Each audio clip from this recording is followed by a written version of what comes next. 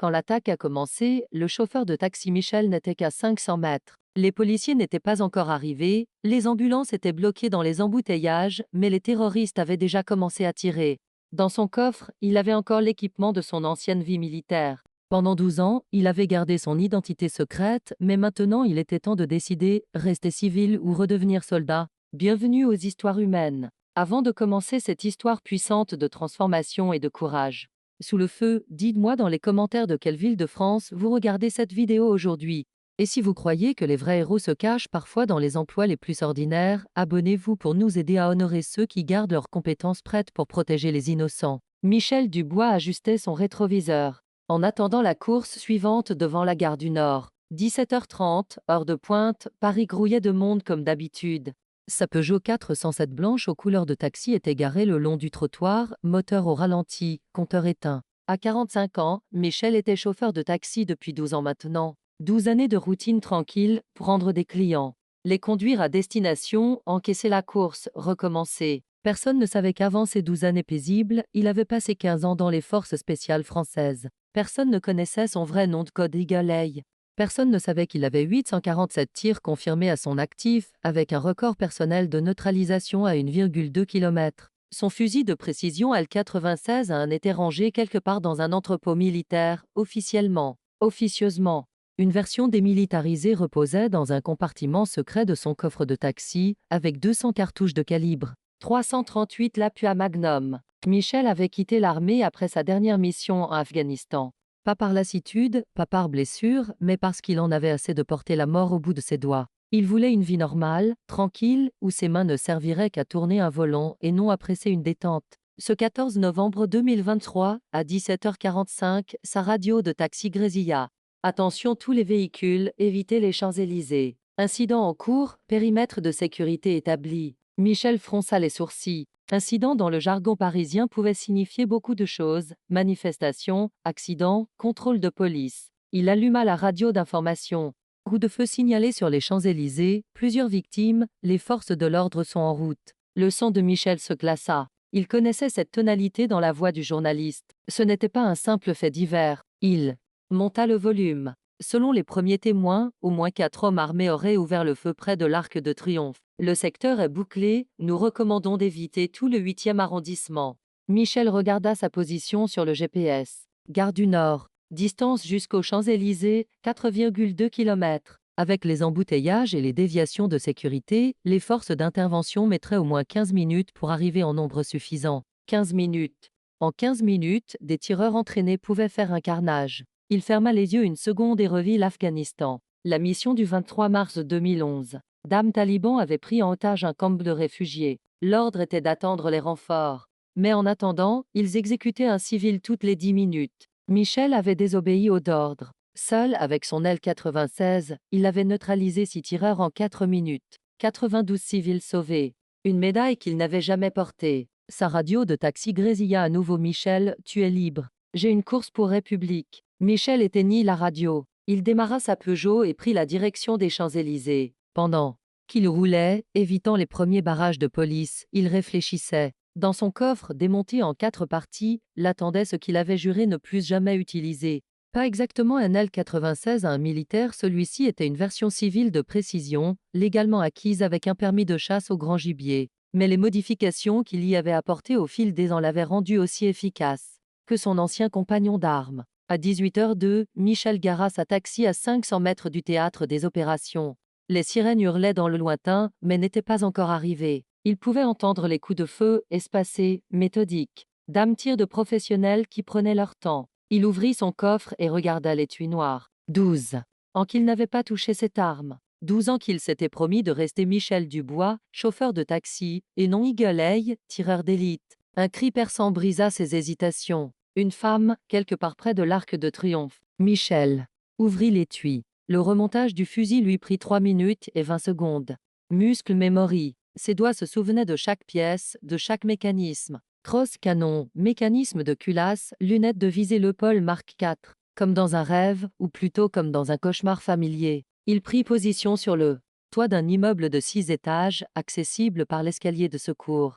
Vue dégagée sur les Champs-Élysées. Distance 650 mètres. vent 8 km/h ouest-nord-ouest, température 12 degrés Celsius, humidité 65%. Son cerveau calculait automatiquement les paramètres balistiques. Dans sa lunette, il vit le chaos. 4. Hommes en vêtements civils, mais leur façon de se mouvoir trahissait un entraînement militaire. Ils tenaient des positions stratégiques, contrôlaient les issues, tiraient de manière sélective pour maximiser la terreur sans épuiser leurs munitions trop rapidement. Dames professionnelles. Dizaines de civils étaient au sol. Certains bougeaient. Encore, d'autres non. Michel compta au moins 50 personnes terrées derrière des voitures, des stands de souvenirs, des abribus. Le premier tireur était en position près du café Fructos. Distance 642 mètres. Angle de tir 15 degrés. Vers le bas. Michel ajusta sa lunette, contrôla sa respiration comme on le lui avait enseigné 15 ans plus tôt. Eagle Eye aux commandes, murmura-t-il malgré lui, reprenant d'anciens réflexes de communication. Il visa, expira à moitié, bloqua sa respiration, pressa lentement la détente. Le premier terroriste s'effondra sans un bruit. Les trois autres mirent quelques secondes à comprendre ce qui venait de se passer. Ils regardèrent autour d'eux, cherchant d'où venait le tir. Mais Michel était déjà en train de viser le deuxième. Distance 681 mètres. Position plus difficile, derrière. Un kiosque à journaux. Michel devait attendre que l'homme se découvre. Il resta immobile, œil dans la lunette, doigt sur la détente, pendant 80 secondes. Quand le terroriste sortit de sa couverture pour changer de position, Michel était prêt. Deuxième tir. Deuxième neutralisation. Maintenant, les deux survivants savaient qu'ils avaient un sniper contre eux. Ils se mirent à couvert, cherchant à localiser sa position. L'un d'eux cria quelque chose en arabe. Michel ne comprenait pas, mais le ton était celui de la panique. Le troisième homme essaya de fuir en zigzagant entre les voitures. Erreur tactique. Michel le suivit dans sa lunette, anticipa sa trajectoire et tira quand l'homme fut à découvert entre deux véhicules. Distance 598 mètres. Cible mobile. Tir parfait. Le quatrième et dernier terroriste avait disparu. Michel balaya la zone avec sa lunette, méthodiquement, secteur par secteur. Là, derrière une colonne Maury, près de l'entrée du métro, l'homme tenait un otage. Une jeune femme qu'il serrait contre lui, un pistolet sur sa tempe. Distance 734 mètres. Angle difficile. Risque pour l'otage élevé. Michel hésita. C'était exactement le genre de situation qui l'avait poussé à quitter l'armée.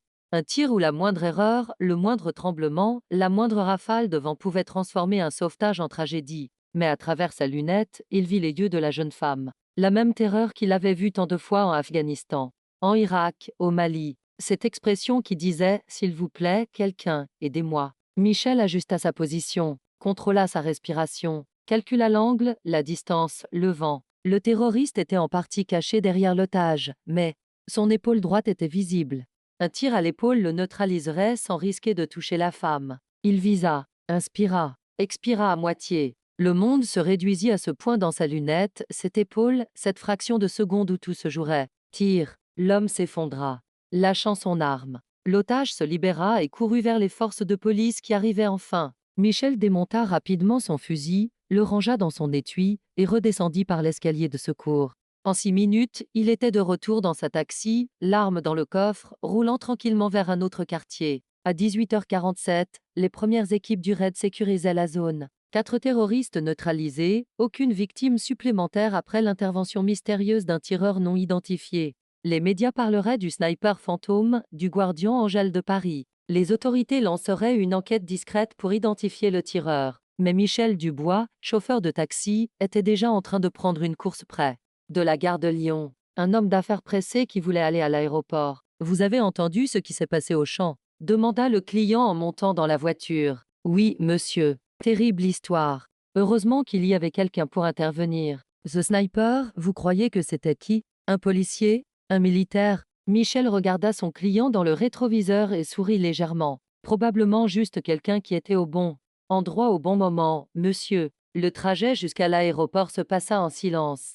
Le client regardait les infos sur son téléphone, Michel conduisait en pensant à sa décision. Il avait brisé sa promesse. Il avait repris les armes. Mais en regardant les images des survivants qui retrouvaient leur famille, il savait qu'il avait fait le bon choix. Dans les jours qui suivirent, l'enquête sur le sniper fantôme n'aboutit à rien. Aucune caméra n'avait filmé le tireur, aucun témoin ne l'avait vu. Les experts balistiques confirmèrent que les 4 tirs provenaient d'un fusil de précision.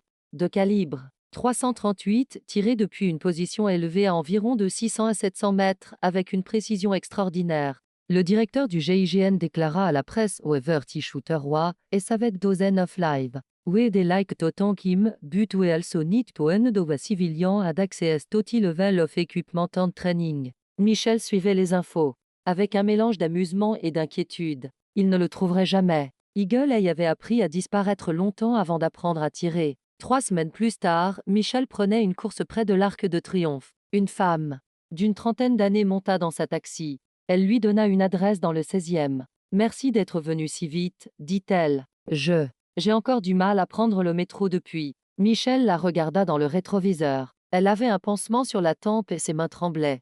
Légèrement. « Depuis l'attentat » demanda-t-il doucement. « Oui, j'étais l'otage. Celui que le dernier terroriste. » Michel serra plus fort le volant. « Vous avez eu de la chance, dit-il. »« Ce n'était pas de la chance, répondit-elle. Il y avait quelqu'un qui veillait. Ce tireur, ce héros. Je ne sais pas qui c'était, mais il m'a sauvé la vie. » Elle se tut un moment, puis ajouta « Je prie pour lui tous les soirs, pour qu'il sache que grâce à lui, ma fille de 5 ans a encore sa maman. » Michel ne répondit pas. Il ne pouvait pas. À la fin de la course, elle lui tendit un billet de 50 € pour une course de 23 €. « Gardez tout, dit-elle. Et merci. » « Merci pourquoi, madame ? Pour nous ramener chez nous en sécurité. Tous les jours, les gens comme vous. Vous faites un travail important. » Quand elle descendit, Michel resta assis dans sa voiture pendant 10 minutes, les mains sur le volant, repensant à sa décision de ce jour-là. Il avait cassé sa promesse de ne plus se tuer, mais il avait tenu une promesse plus importante, celle de protéger les innocents. Cette nuit-là, dans son petit appartement de Belleville, Michel nettoya son fusil une dernière fois et le remonta soigneusement. Il le remit dans son étui, mais cette fois, il ne le cacha pas au fond d'un placard. Il le plaça dans un endroit facilement accessible. Car Michel avait compris quelque chose, on ne peut pas vraiment quitter qui on est. On peut changer de métier, changer de nom, changer de vie, mais au fond de soi, on reste le même. Eagle Eye avait toujours été là, patient, attendant le moment où Paris aurait besoin de lui. Et si ce moment revenait, Michel Dubois, chauffeur de taxi, serait prêt. Parce que parfois, les vrais héros ne portent pas d'uniforme. Parfois, ils conduisent un taxi et gardent leurs compétences secrètes jusqu'au jour où quelqu'un a besoin d'eux. Et parfois, la distance entre un civil ordinaire et un sauveur n'est que de 650 mètres et d'une décision courageuse. Aujourd'hui encore, Michel Dubois sillonne les rues de Paris dans sa taxi blanche. Les clients montent, donnent leur destination, paient leurs courses. Ils ne savent pas qu'ils voyagent avec l'un des meilleurs tireurs d'élite de France. Ils ne savent pas que l'homme qui les conduit a sauvé des dizaines de vies par un après-midi d'automne. Et c'est exactement comme ça que Michel préfère les choses. Car les vrais héros n'ont pas besoin de reconnaissance. Ils ont juste besoin d'être prêts quand l'histoire les appelle. Alors maintenant, je vous demande, avez-vous déjà rencontré quelqu'un d'ordinaire qui s'est révélé extraordinaire? Quelqu'un dont vous avez découvert le passé héroïque par hasard? Partagez leurs histoires dans les commentaires, racontez-nous ces moments où vous avez réalisé que les héros se cachent partout autour de nous. Parce qu'aux histoires humaines, nous croyons que les vrais gardiens de notre société ne portent pas toujours des uniformes, parfois ils portent des vestes de taxi et attendent silencieusement le moment où leurs compétences seront nécessaires pour protéger les innocents. Merci de regarder. Si cette histoire vous a touché, abonnez-vous et partagez. Aidez-nous à honorer ceux qui gardent leur talent secret jusqu'au moment crucial où ils peuvent sauver des vies. Et la prochaine fois que vous montez dans un taxi, rappelez-vous que votre chauffeur pourrait être bien plus qu'il ne paraît, peut-être un gardien silencieux qui veille sur la sécurité de tout.